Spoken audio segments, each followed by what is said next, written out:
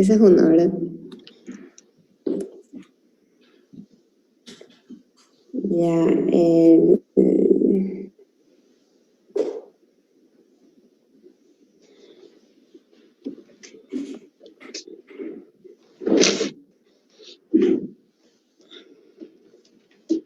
y el tálamo.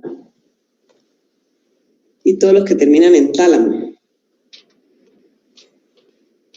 Calle.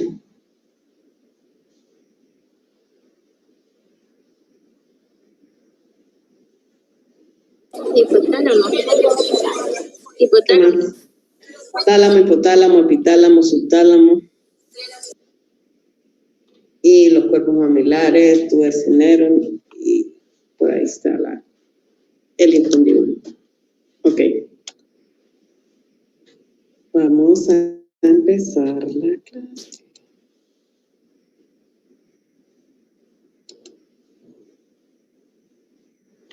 Ok. Entonces vamos a empezar, porque la estructura del tálamo son varias, básicamente están ubicadas en la parte medial de los hemisferios por los procesos embriológicos que ustedes ya vieron.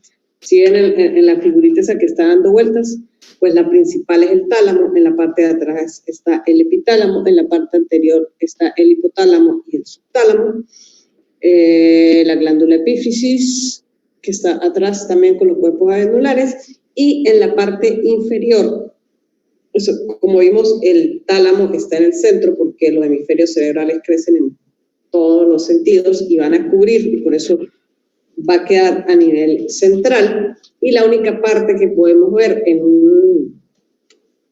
un cerebro que no está disecado ni cortado, del diencéfalo es la parte que vemos en la cara inferior, que son los cuerpos mamilares, el tubercinero y el infundíbulo. Entonces ya como se ubicaron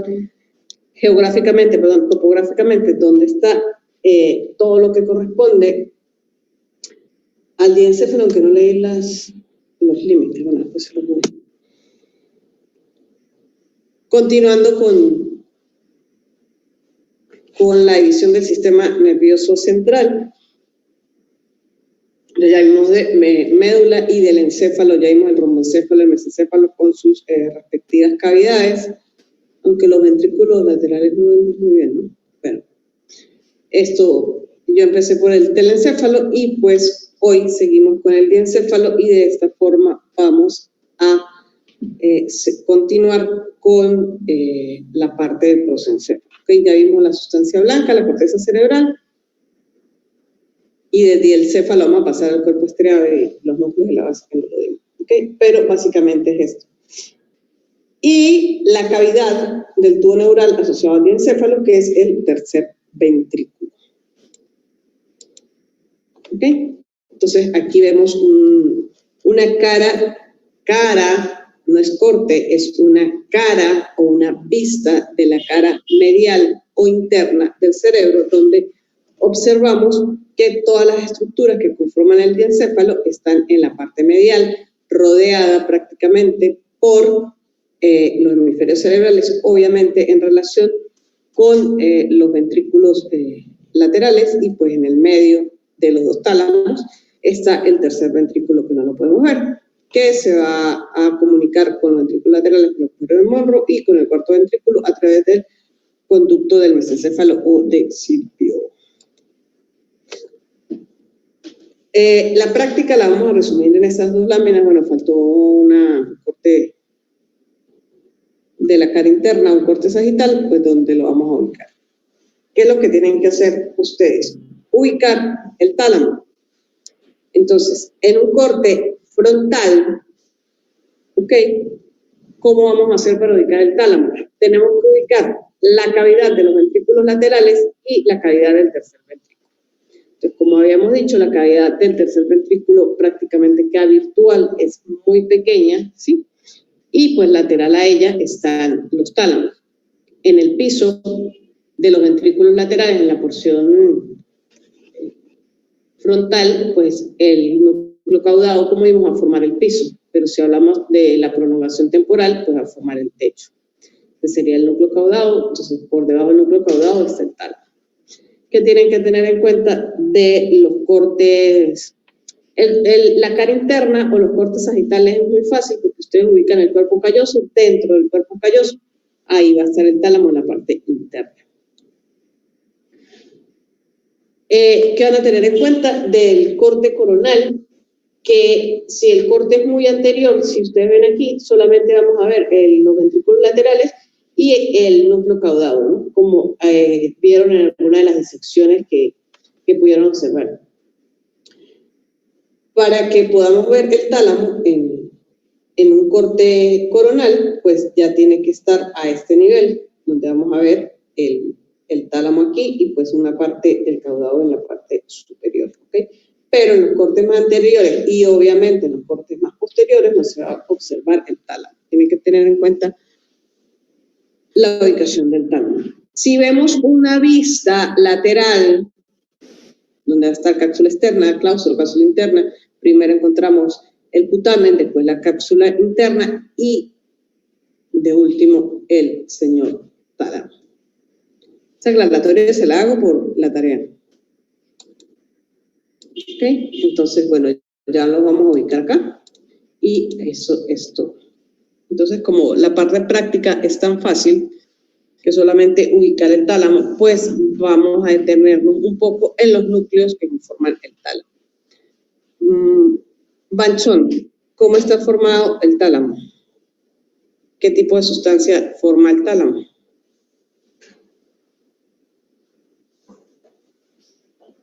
Sustancia gris. ¿Me lo está preguntando? No. Lo estoy confirmando. Ah, entonces contésteme como si supiera. Sustancia gris. Tienen problemas con los signos de puntuación, ¿no? No, pero diga sustancia gris. Sustancia gris, no me le ponga interrogación. Entonces estoy hablando de que es un conjunto de núcleos, entonces de sustancia gris. ¿Ok? Él tiene forma ovoide con el diámetro anteroposterior, que es el que predomina, de unos 3 centímetros a 4 centímetros, con un diámetro lateral cada uno de 1.5, igual que el alto. Y pues son dos, uno derecho y uno izquierdo, que como ustedes verán es la estructura o el núcleo que más crece del diencéfalo, y crece tanto que en un 70-80% de todas las personas en la parte medial se llega a unir formando la adherencia intratalámica o adhesión intertalámica. Y es por eso que en algunas representaciones del tercer ventrículo tiene un huequito en la mitad, pues por ahí es donde pasa la adherencia intertalámica, que es donde se unen los dos tálamos en la parte medial. Así de forma general más nada. Entonces al tálamo son muchos núcleos y los vamos a dividir. Vamos a tener dos divisiones. Pongan atención a la división que hago, aunque todo es sacado del SNEL, la clasificación como tal la hice yo, pero todo está en el SNEL, solamente tienen que leer y ubicar. Entonces, a los núcleos del tálamo lo podemos clasificar, o tenemos dos clasificaciones, que es la clasificación topográfica o anatómica, y es la clasificación que vamos a ubicar, y es la que ustedes pueden ver en la mayoría de los dibujos que hay representativos del tálamo. Este es uno de los más comunes, que es el de el señor Neta. Una capa zonal, una capa sustancial que lo cubre, y tenemos una lámina medular externa que está por fuera del tálamo, que limita al tálamo. Y si tenemos una lámina medular externa, obviamente hay una lámina medular interna. Esta lámina medular interna lo recorre en su eje predominante, que es el anteroposterior. Entonces, esta sería la lámina medular interna. Antes de llegar a la porción anterior, se va a dividir o se va a bifurcar y va a formar una Y. Okay. Esta lámina medular interna es la que me da las tres regiones principales topográficas del tálamo. Entonces tenemos una región anterior, que se va a encontrar en la bifurcación de la línea medular interna. Por dentro de esta línea, pues tenemos la porción medial y por fuera la porción lateral. Hasta ahí todo era más fácil hasta que alguien vino y se puso a estudiar y se dio cuenta que habían varios núcleos y que cada uno tenía una función diferente. Entonces, primero vamos a ubicarlos topográficamente y después le vamos a hacer una clasificación de la parte funcional. Entonces tenemos las tres porciones. Váyanse guiando por los colores, que así se los voy a representar. Entonces tenemos una porción anterior, una porción medial, una porción lateral y una porción posterior. Y hay otros núcleos que pues no lo ubicamos en ninguna de esas regiones. En la porción anterior es muy fácil porque en la porción anterior sí son muchos núcleos, pero todos en conjunto lo vamos a denominar núcleos talámicos anteriores. No hay ningún problema. La porción medial, tenemos el núcleo dorsomedial, que también son varios núcleos pequeños. En algunos textos lo dividen también en dos, pero yo me voy por lo más fácil, entonces lo más fácil es decir que todo conforma el núcleo dorsomedial. La porción lateral, que es la más amplia, tiene dos hileras, una porción dorsal y una hilera ventral. La porción dorsal, a su vez, se divide en dos núcleos, núcleo lateral dorsal y núcleo lateral posterior. Ahora vamos con la hilera ventral, que es la más grande. Si la dorsal tiene 2, pues la ventral tiene 5. Entonces, lo dividimos en núcleo ventral anterior, el núcleo ventral lateral o intermedio, dependiendo del libro que lo vean, y el núcleo ventral posterior. El núcleo ventral posterior, a su vez, se va a dividir en ventral posteromedial y ventral posterolateral. Y vamos a pararnos ahí para que, ya acá ya le pregunté a Manchón, a Cali. Cali, dígame en cuál de las vías que hemos estudiado nosotros nombramos, enunciábamos o teníamos en cuenta estos dos núcleos y con qué vía está relacionado. Con las vías ascendentes. ¿Cuáles? Déjame acordarme los nombres. A ver, ya. Con el espinotalámico, con lateral anterior, con también con. ¿Cuál es? Me ponía a recordar. Espinotalámico, claro. Ajá. Y si presenta recuperativo, ¿cómo que se llama el examen ese? Recuperación. Bueno, esa cosa. A ver, ya. No me acuerdo de los nombres. Todos los ascendentes. No todos. La mayoría. ¿Qué está relacionado con qué? Con la parte sensitiva. La parte sensitiva. Entonces, dolor, tacto, presión, temperatura. Tanto del cuerpo como de la cara. Entonces, es decir, el menisco medial, el menisco lateral y el trigeminal. ¿Ok? Sí, el Golgi-Burdach también es ese. Claro, el medial. Perdón. Puede que después que hacen sinapsis con el núcleo de Golgi-Burdach cambian de nombre al menisco medial. Exactamente. Entonces, ahí era donde llegaban las vías principalmente sensitivas. Luego tenemos, en la porción posterior es muy fácil, solamente tenemos tres núcleos. El núcleo pulvinar y los cuerpos geniculados, ¿ok? Calderón, el cuerpo geniculado medial, ¿con qué vía está relacionada? A ver, la medial, si no me equivoco, estaba relacionado con lo que es la vía auditiva o visual. Una de las dos. Me dejó igual, claro, uno es visual y uno es audición. Pero ¿cuál es visual y cuál es auditiva? La visual es lateral y la medial es auditiva. Ajá, la visual es la lateral. Y tenemos otros núcleos. ¿Dónde se encuentran esos núcleos? Entonces tenemos los núcleos intralaminares, que como su nombre lo dice, están dentro de la lámina interna. Los niños de la línea media, porque están cerca del dorso medial, hacia la línea media de ambos tálamos, y el núcleo reticular, que es un conjunto de núcleos que está en la periferia del tálamo. Ok. Entonces, esa es la clasificación topográfica. Pero como que lo que me interesa a mí es que ustedes lo ubiquen. Entonces, tenemos en la porción anterior, dijimos que estaban los núcleos talámicos anteriores y ahí ya no tenemos ningún problema porque solamente son núcleos talámicos. En la porción medial dijimos que estaba el núcleo dorsomedial y la porción lateral, pues que es la que más se divide. Pero fíjense que es muy fácil. Dijimos que la hilera dorsal teníamos dos núcleos. Entonces la hilera dorsal es esta que está aquí. En algunas imágenes usted la ve más grande, pero bueno, Nete lo dijo así y así está bonito. Y la hilera ventral, que es la hilera que está acá. Entonces, en la hilera dorsal dijimos que teníamos dos núcleos, el núcleo lateral dorsal y el núcleo lateral posterior. Entonces, lateral dorsal y lateral posterior. En la hilera ventral la vamos a dividir en tres.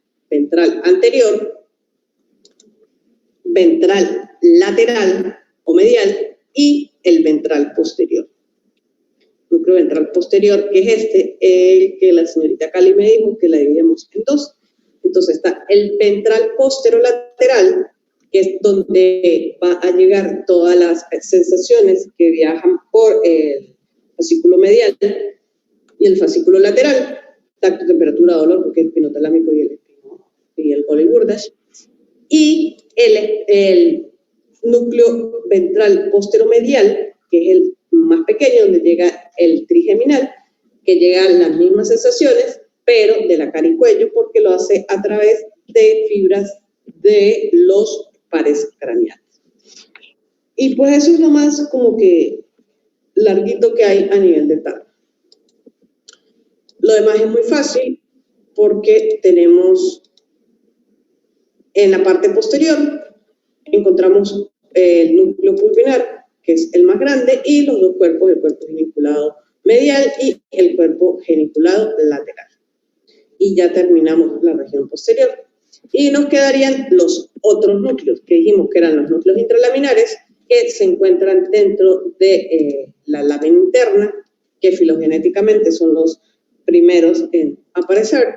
Luego tenemos los núcleos de la línea media, que están cerca de la línea media de ambos tálamos, y el núcleo reticular, que es este conjunto de núcleos que está en la parte externa del tálamo. Y pues ya tenemos todos los núcleos, que creo que son 14 o algo así, del tálamo. En el hipotálamo son menos. Ahora, ¿cómo vamos a clasificar? La clasificación anterior pues solamente nos sirve para ubicarnos topográficamente, o sea, para saber dónde está, pero igual no la tenemos que saber. Luego viene la clasificación funcional.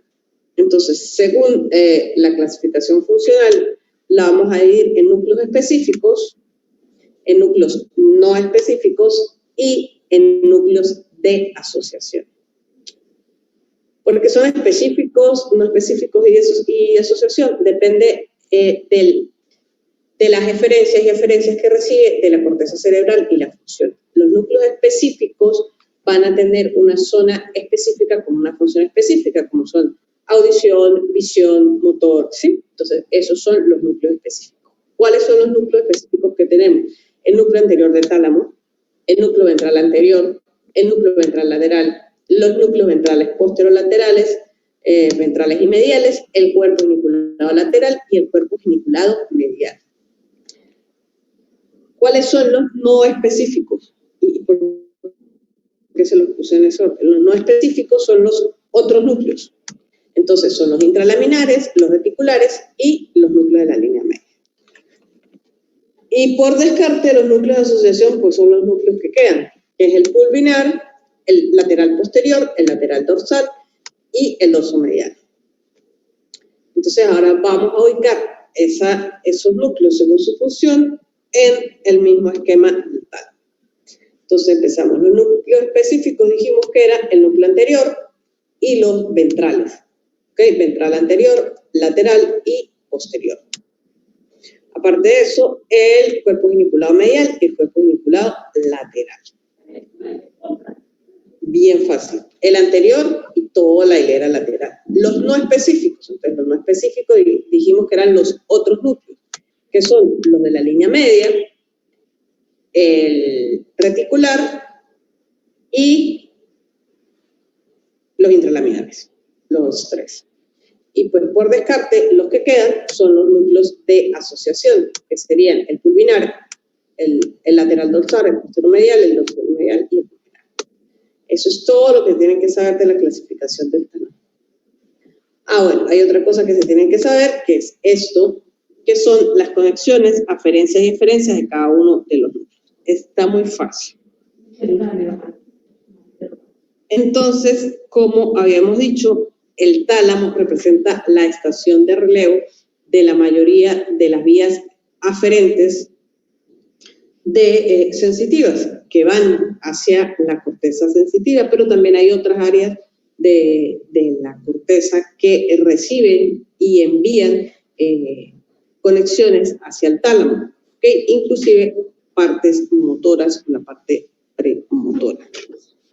Entonces, eso está relacionado pues, con lo que le dije anteriormente sobre la función.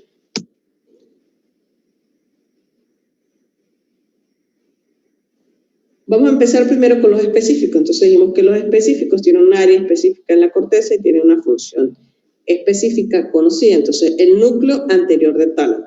Yo les voy a decir las aferencias y las eferencias y Cajó me va a decir en base a eso cuál es la función de ese núcleo. Entonces, el núcleo anterior del tálamo recibe aferencias de los cuerpos mamilares, de la circunvolución del cíngulo, circunvolución singular, del hipotálamo, y sus eferencias es igual a la circunvolución singular y al hipotálamo. Según las aferencias y las eferencias del núcleo anterior del tálamo, Cajó, ¿cuál cree usted que es la función de los núcleos anteriores?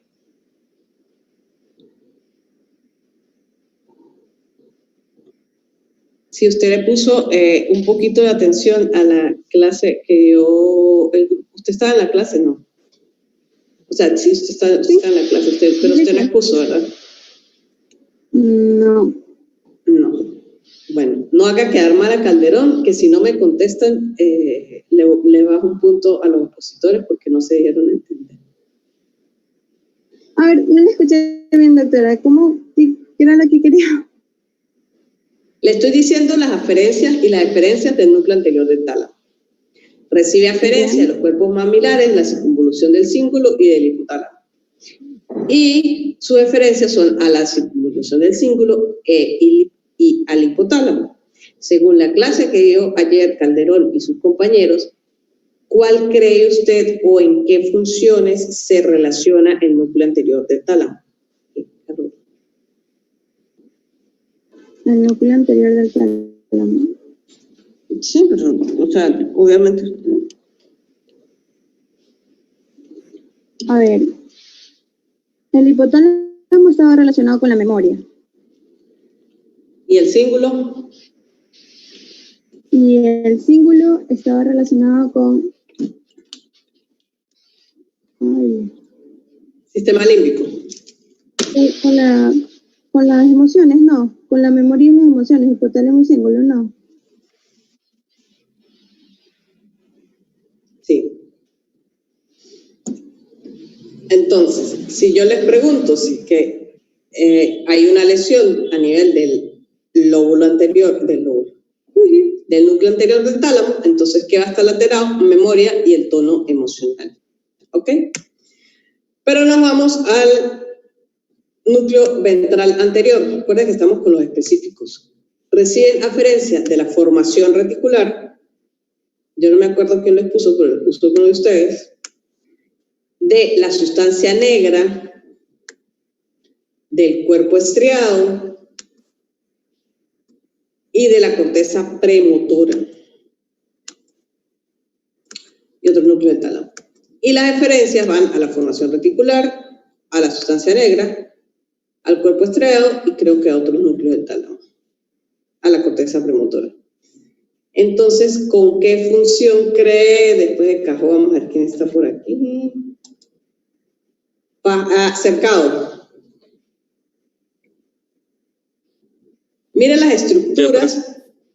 las estructuras que envían aferencias a ese núcleo. Formación reticular, sustancia negra, cuerpo estriado, corteza premotora.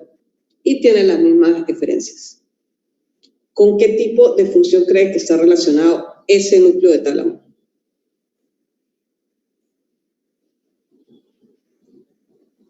Disculpe. No, pues... ¿Qué? No, es que... A ver, tiene las mismas aferencias y las mismas eferencias, ¿no? Ajá, pero ¿con qué? Por la función de cada una de esas eferencias, ¿con qué está relacionado? ¿Con qué función cumple? ¿En qué vía interviene?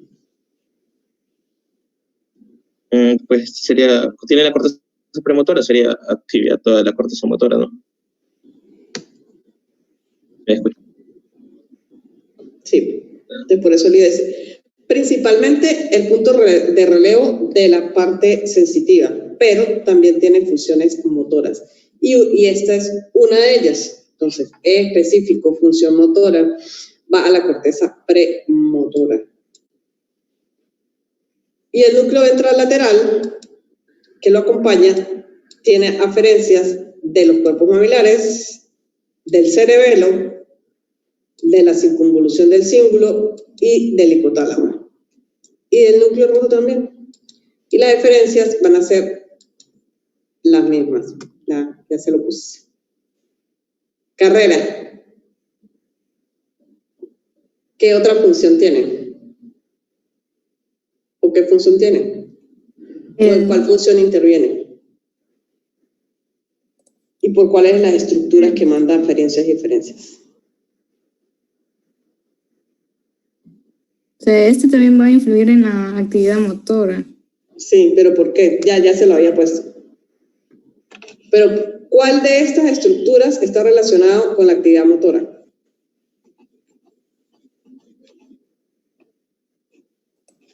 El núcleo rojo. ¿Y qué más?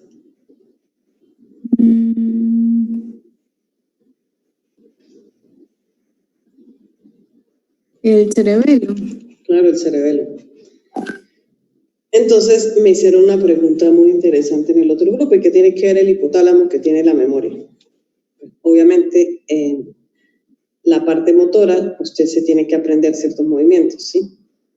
Es que no está Vera para decirle, espera. Si usted baila, usted se tiene que aprender una serie de movimientos. Eso influye en la memoria, entonces por eso está involucrada también la circunvolución del cíngulo y el hipotálamo. Pero resumiendo hasta lo que hemos visto hasta ahora, el anterior tiene que ver con las emociones, tono emocional, conducta, ¿ok? El lateral anterior y el ventral anterior y el ventral lateral con la parte motora, ¿ok?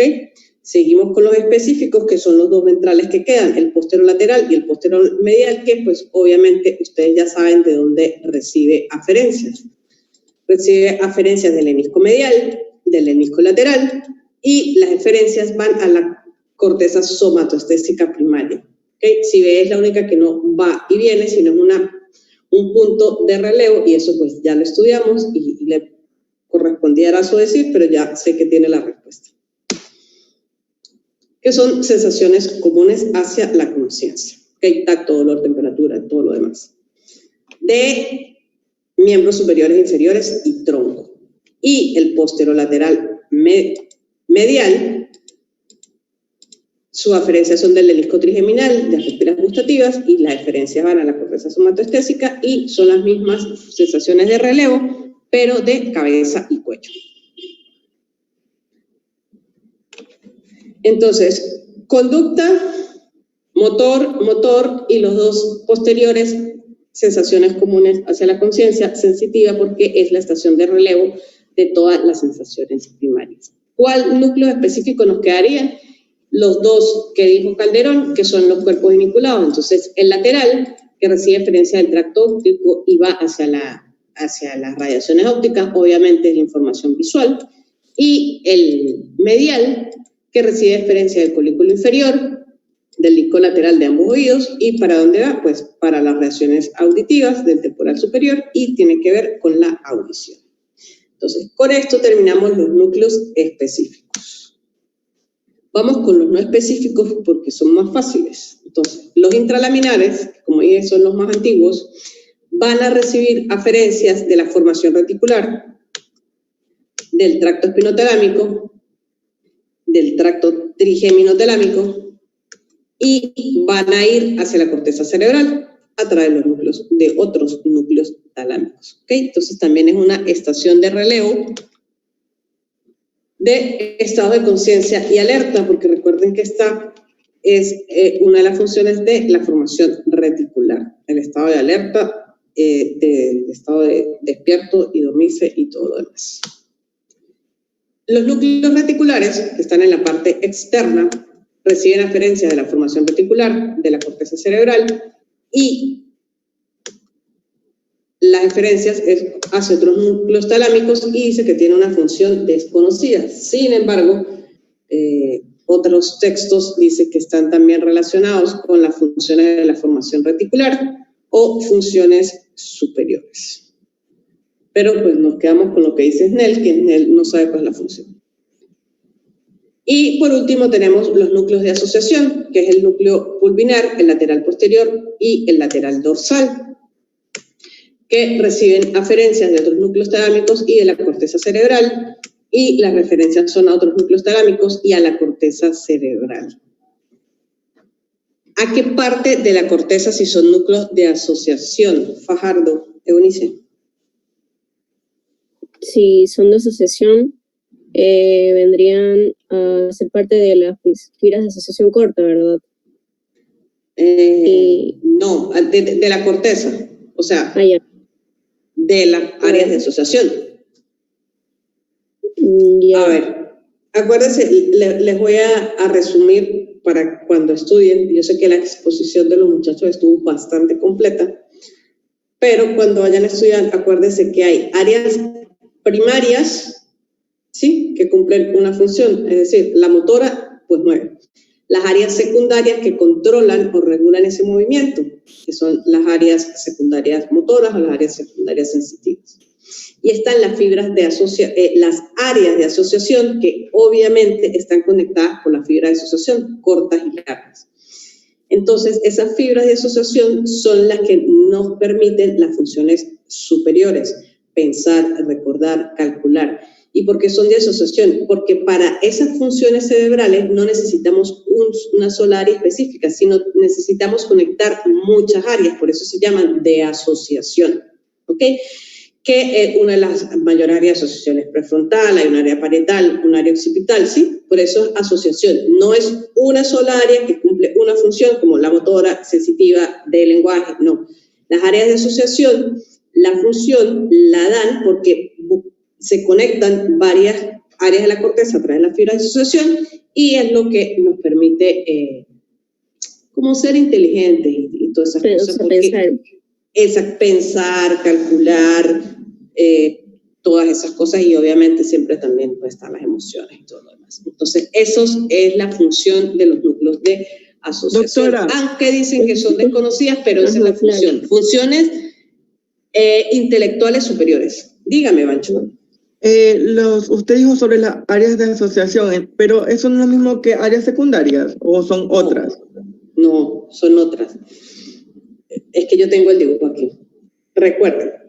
Le voy a poner el ejemplo de las áreas motoras. El área motora primaria, recuerden, la área motora primaria es la circunvolución precentral, ¿sí? Es toda la circunvolución, es primaria. ¿Qué va a hacer esa área? Va a generar movimiento, ¿sí? Pero el área motora secundaria, que queda en la primera y segunda frontal, que tiene una forma de triángulo, va a coordinar ese movimiento, ¿ok? Si usted selecciona el área motora secundaria, usted va a seguir moviendo la mano. Póngale que seleccionó en la parte media que está la mano. Los movimientos va a tener dificultad, pero va a tener movimiento. En cambio, si selecciona la primaria, tiene parálisis. No se va a dar movimiento. Esa es la diferencia. En cambio, las áreas de asociación, como su nombre lo dice, va a asociar varias áreas. Va a asociar memoria,